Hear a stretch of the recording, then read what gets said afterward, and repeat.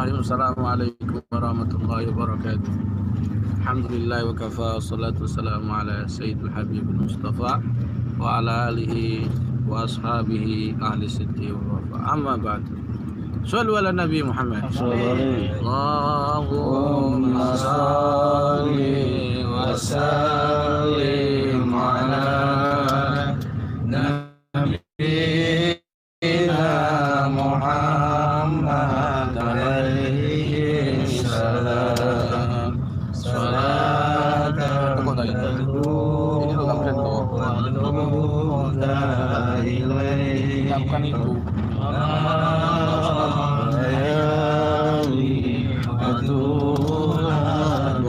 Jangan gerak terus, nonton lihat.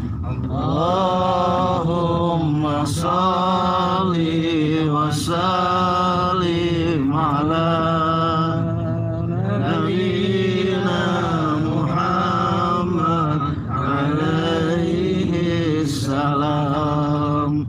Salatan tadumu wa tu'la ilaihi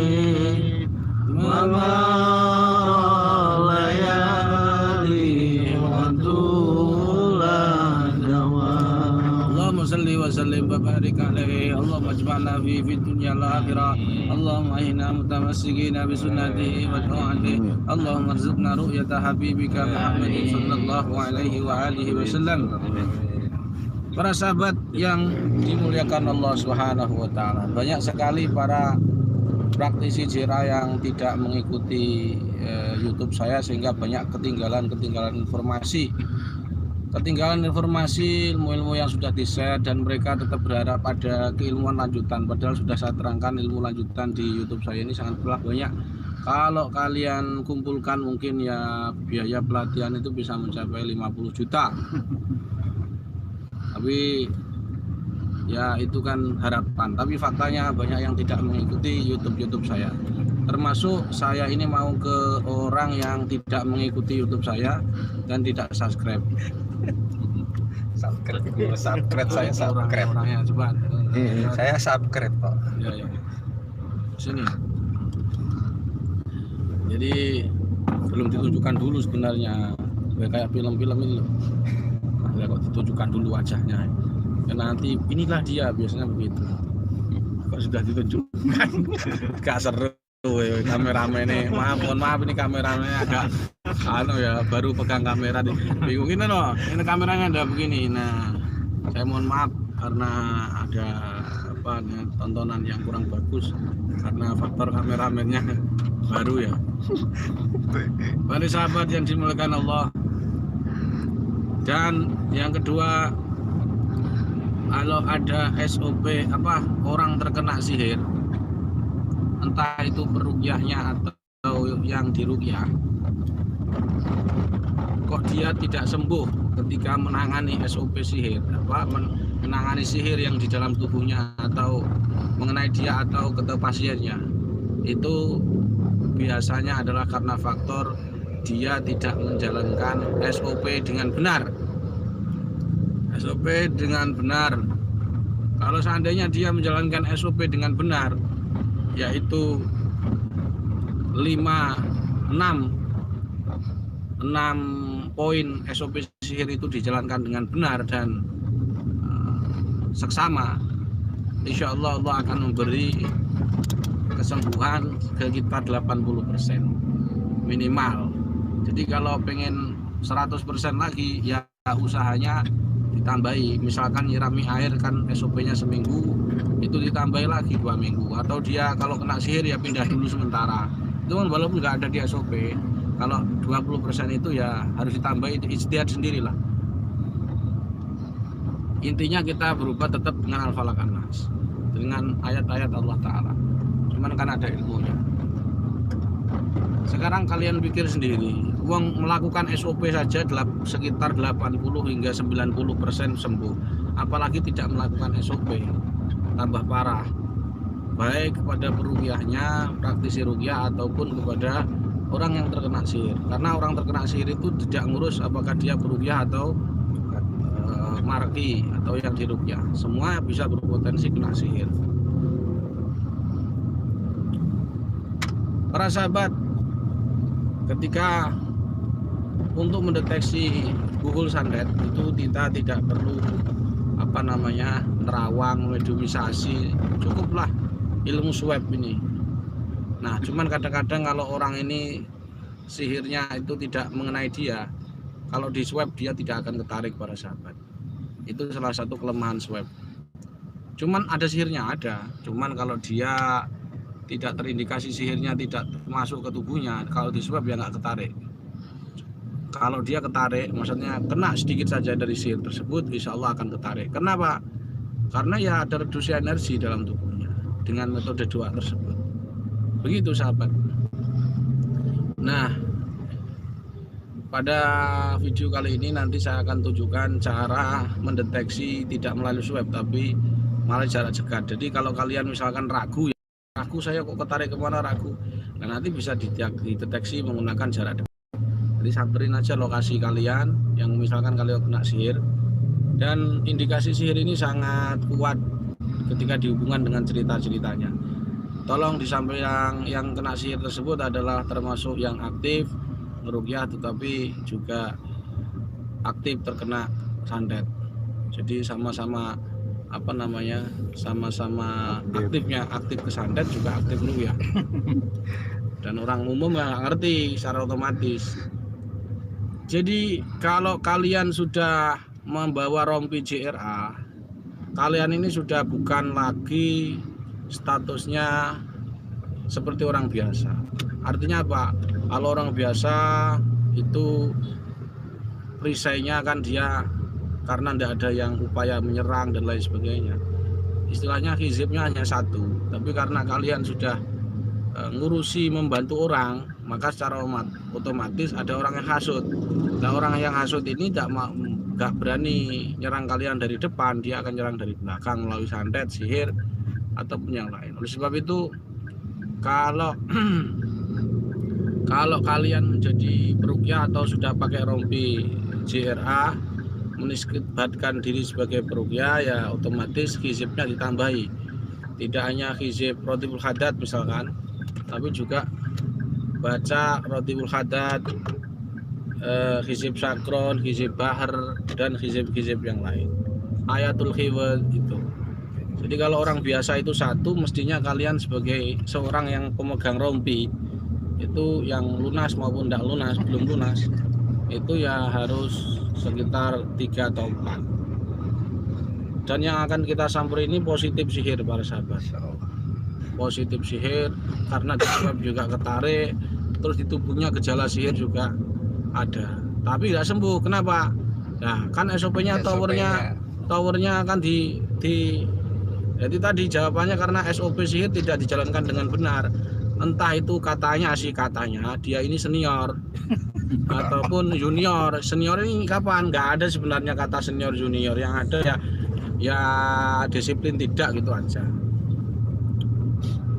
Karena tidak menjalankan SOP dengan benar, walaupun katanya senior, tapi ya tetap aja tidak sembuh. Oleh sebab itu para sahabat, sekali lagi disiplinlah untuk menjalankan SOP, sabar dan disiplin, jangan marah, kan begitu. Nah, coba kita akan tanya kepada beliau yang katanya senior tapi ya juga senior dalam persantretan dan kesantet. Kita akan tanya itu ceritanya gimana sih, kok itu positif sihir itu gimana? Monggo, fa'alaihi falyatafadzal masykuran. Monggo, siapa namanya? Ansor Ashari. Ansor Ashari. Ya, Kang Ansor Ashari. Monggo. Assalamualaikum warahmatullahi wabarakatuh. Alhamdulillah, yang kami muliakan guru kita bersama alhamdulillah berkenan untuk hadir ke tempat saya. Agak gelem aku. Karena saya paksa Diperkosa. dengan izin Allah, alhamdulillah bisa memasuki area perumahan Bumi Asri di Desa Pasar Kemis, Kecamatan Pasar Kemis. Memang beberapa hari yang lalu ketika bulan Ramadan kita ada pengajian beserta ada seorang habaib yang kemudian setelah pagi menghadiri di tempat pergudangan saya, tiba-tiba paginya tidak bisa bergerak, kemudian lemah ya, kemudian dengan SOP bersama Ketua PC Kabupaten Tangerang, kita ruqyah, alhamdulillah Habib itu sembuh. Tetapi dalam diri saya sangat merasakan pada bagian punggung yang memang pada saat itu pagi-pagi saya memasuki area gudang itu ada tanah merah, kemudian anak buah saya tidak mau memasuki ruangan atau gudang. Kemudian di malam harinya kembali pukul 12 malam itu tiba-tiba ada batu putih yang begitu banyak di depan pagar, juga di depan pintu ya, untuk kita singkirkan.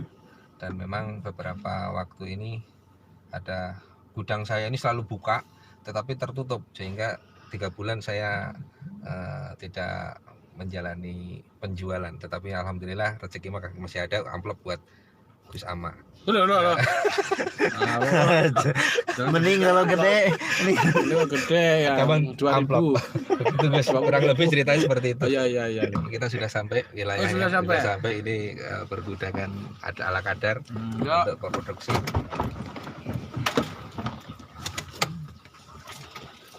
Saya nggak tahu dua orang ini ngapain ikut terus.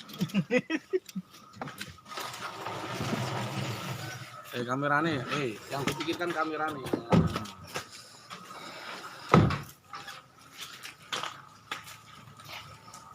Ini sandalnya baru dikasih siapa ini? Dipakai aja.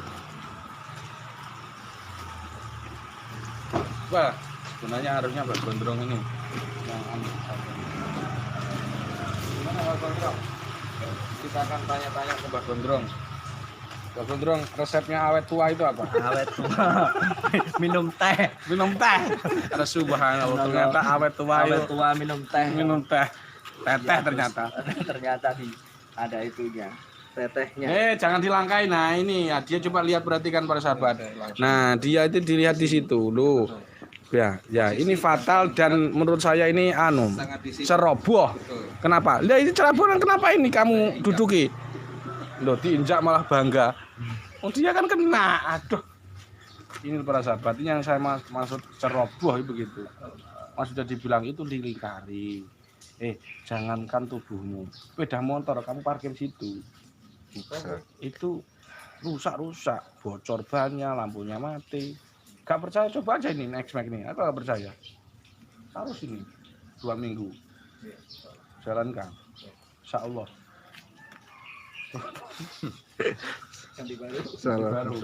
Baru lagi.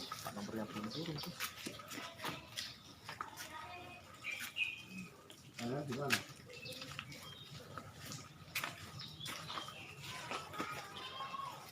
Belantung karena sampah. Itu rumah siapa? Rumah tetangga. Warga.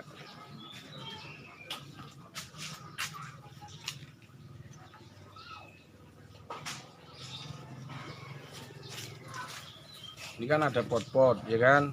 Ada Kita ajarkan cara deteksi buhul itu apa namanya dengan mudah para sahabat. Tidak usah merawang, tidak usah mejumisasi, hanya dengan al-mu'awwidzatain. Caranya yaitu bacakan al-falaq an-nas, ya kan? Saya ulangi ini, nanti nggak usah tanya lagi, Gus deteksi buhul gimana? Nah berarti nggak subscribe. Saya nggak nyuruh subscribe ya, saya lupa unsubscribe, unlike dan no comment selalu saya, dan saya bukan YouTuber. Makanya cukup begini aja, al-falaq an-nas. Minta ke Allah atau satu ayat bisa. Nah ini kamu pengen pahala banyak atau pahala sedikit? Kalau banyak al-falaq an-nas, kalau sedikit ya cukup satu ayat. Alimul ghaibi wasyahadah warrahmanur rahim. Udah itu aja. Gesek-gesek. Gampang toh? Kita akan praktek. Praktek ke siapa? Ya yang ke santet dong. Masa ke saya? Males. Coba kamu nanti pegangnya terus samperin tuh. Ini sih. Baca apa? Yang pilih yang pahalanya banyak atau yang sedikit? Banyak al-falaq an-nas. Jadi kalau yang pahalanya banyak al-falaq an-nas, kalau yang sedikit alimul ghaibi wasyahadah warrahmanur rahim. Al-Hasr. Gesek-gesekan sekitar 11 kali gesekan. Yang mantep loh.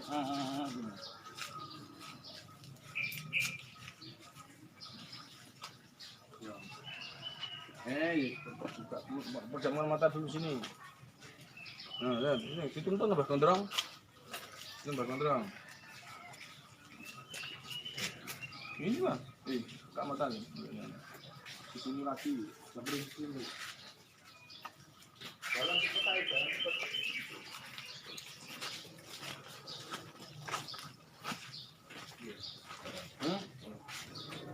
Gimana? Tuh ya kan. Panas dah. Buka. Terus. Tuh, dia coba gemetar ini, lihat tuh tangannya. Lo. Dah, tarik nafas. Terus. Dah.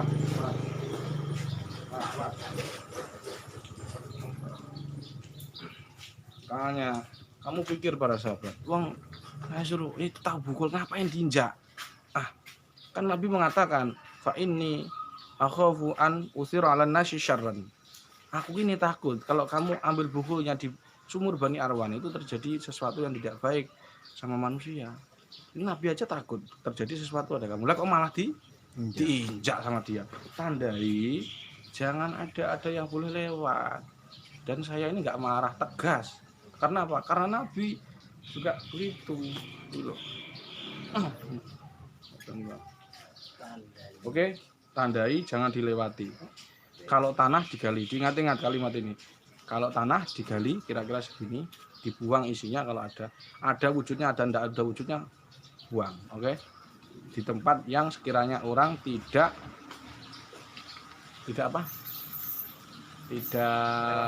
melewat, tidak melangkah. Contoh laut, contoh hutan, ya kan? Tapi jangan sampai. Terus kalau itu tanah tandai, jangan dilewati. Sampai kapan? Seminggu minimal. Bisa lebih? Ya bisa lah. Tergantung santetnya, jauh, jarak dekat apa? Lamanya. Kalau lamanya sampai sudah ada yang meninggal 2 orang, 3 orang ya 2 seminggu lebih. Itu tadi kalian lihat ya, dia tangannya bergetar. Jadi kalau ada peruqyah, kok deteksi begini tangan bergetar, itu bukan peruqyahnya sakti ndak, karena dia kesantet. Saya ulangi, kok ada peruqyah tangannya begini, kok tangannya bergetar, itu bukan dia sakti tapi apa? Kesantet. Contohnya tadi. Nah, ini tandai. Nah, positifnya tandai. Begitu para sahabat. Nah, pertanyaannya, cara deteksi siapa penyantetnya bagaimana? Sangat mudah. Caranya bagaimana? Caranya tunggu postingan berikutnya. Shallallahu ala Nabi Muhammad. Subhanakallahumma bihamdika asyhadu an la ilaha illa anta astaghfiruka wa atubu ilaik.